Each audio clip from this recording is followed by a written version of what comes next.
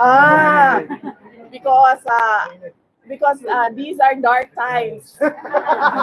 These are dark times for the country. Hindi talaga nakakatuwa yung nangyayari sa bayan natin.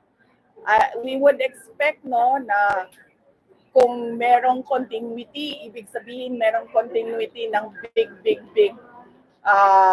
build, sorry. Merong continuity ng build projects, but apparently we don't see that at all. As an example na lang, wag na tayong lumayo. Meron tayong big ticket projects sa Davao City, di ba? Tulad ng high priority bus system that is going nowhere. Na dapat sana ay nagawa na ngayon para nakikita na ng mga kapitbahay natin dito sa Mindanao na pwede naman palang merong maganda, malinis, at mabilis na transport system para for goods and people. So, hindi natin nakikita yon. Pero ang pangako noon ay itutuloy yan. Kaya, sinasabi ko, time is up. Hindi na pwedeng tahimik na lang. Dapat meron na talagang magsabi na hindi nagagawa ng administrasyon kung ano yung karapat-dapat para sa bayan. Ma'am Gabra, go ahead, sir. Ma'am, nakaboto po ba si FDR? At kung hindi po siya nakaboto sa dahil, ano daw po execution? Kasi pwede po siya bumoto. Hindi siya pwedeng bumoto kasi hindi naman siya nakaregister sa absentee voting.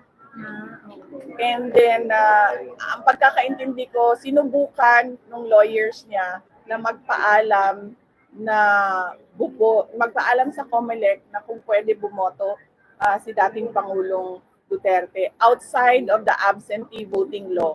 Kasi yun lang yung paraan na pwede siyang magboto but hindi siya nakaregister doon. So, ang pagkakaintindi ko, wala siya. Unfortunately, hindi niya na-exercise yung right to vote niya this time. And I'm sure he is sad about that. Nag-file na po ating kampo po sa jurisdiction naman po. Question po natin ang jurisdiction po. Confident po ba tayo doon? At may update po ang ICC lawyers natin?